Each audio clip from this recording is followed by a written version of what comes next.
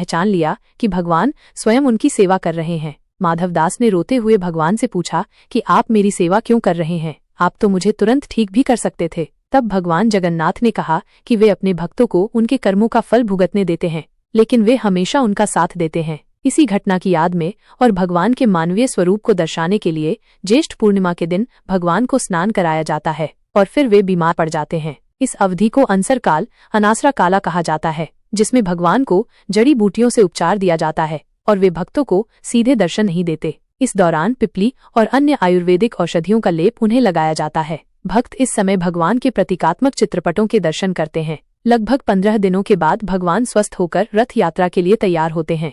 भगवान जगन्नाथ और देवी लक्ष्मी का श्राप। एक और कहानी भगवान जगन्नाथ और देवी लक्ष्मी के बीच के संबंध और उनके सम्मान को दर्शाती है।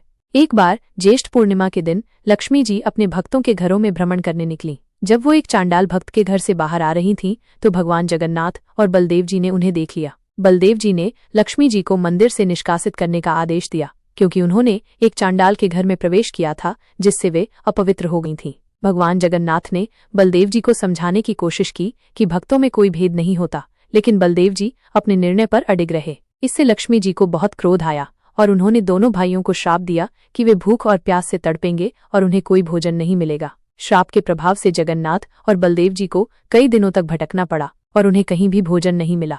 अंत में उन्हें अपनी गलती का एहसास हुआ और उन्होंने लक्ष्मी जी से क्षमा मांगी। लक्ष्मी जी ने उन्हें क्षमा कर दिया और वे तीनों वापस मंदिर में लौट आए। ये कहानी हमें ये संदेश देती है कि भगवान के लिए कोई भी भेद नहीं होता है और सभी भक्त, चाहे वे किसी भी जाति या वर्ग के हों, समान हैं।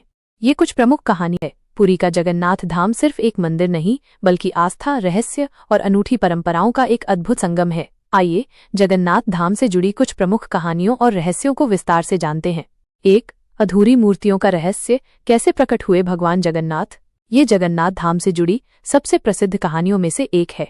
नीलमाधव की खोज। प्राचीन काल में उत्कल, वर्तमान ओडिशा के राजा इंद्रद्युम्न भगवान विष्णु के परम भक्त थे। उन्हें सपने में भगवान विष्णु ने दर्शन दिए और बताया कि नीलांचल पर्वत पर एक गुफा में उनकी नीलमाधव नाम की एक अद्भुत मूर्ति है। राजा ने उस मूर्ति को लाने के लिए अपने ब्राह्मण सेवक विद्यापति को भेजा।